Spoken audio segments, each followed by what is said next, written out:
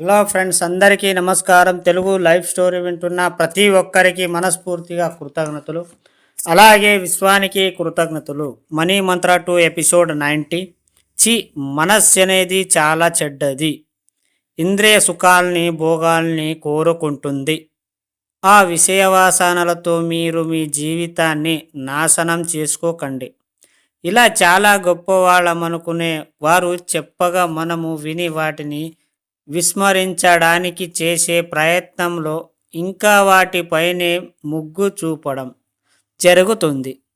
అలాంటప్పుడు కామి గానివాడు మోక్షగామి కాడు. ఇలాంటివి చెప్పినప్పుడు అన్నీ అనుభవించాలి అని మనస్సు ఉవ్విళ్ళుతుంది.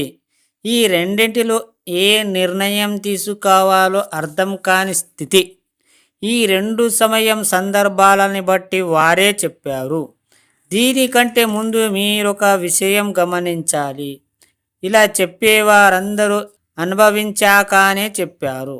ఉదాహరణ యోగి వేమన. కాబట్టి మీరు కూడా బలవంతంగా మీ కోరికలను చంపడం కన్నా ముందుగా మీకు కావాల్సిన వాటిని సంపూర్ణంగా అనుభవించండి. తర్వాత కానీ నిర్ణయం తీసుకోవద్దు. ఎందుకంటే ఏది తప్పు కాదు.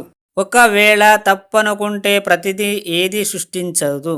ఒకవేళ మీరు తప్పు పట్టారంటే ప్రకృతికి విరుద్ధంగా మీరు నడుస్తున్నట్లే. ఇలాంటివేవి పట్టించుకోకండి. మన విరుద్ధంగా మీరు నడుస్తున్నట్లయితే ఇలాంటివి పట్టించుకోకండి. మన సబ్జెక్టులు కేవలం ప్రకృతికి పక్కవాడికి ఇబ్బంది పెట్టొద్దు అనే విషయాన్ని పరిగణలోకి తీసుకోండి చాలు. కోరికలను బలవంతంగా అణచాడం అనేది మహాపాపం. మీ అంతరాత్మను ఎప్పుడు శోభ పెట్టకండి. దీనివల్ల మీరేమీ పొందలేరు. మీ ఆత్మ సంతృప్తి చెందినప్పుడే మీరేదైనా పొందగలరు. ఒక వస్తువు లేనప్పుడు ఉన్న అసంతృప్తి ఆ వస్తువు పొందాక ఉండదు. కాబట్టి అన్ని సందర్భాలని బట్టి మీకే అర్థమవుతాయి. తొందరపడి ఎవరో ఏదో చెప్పారని నిర్ణయాలు తీసుకొని ఏది అనుభవించాక జీవితాన్ని అర్థం లేకుండా చేసుకునకండి. అర్థమయ్యిందా ఫ్రెండ్స్?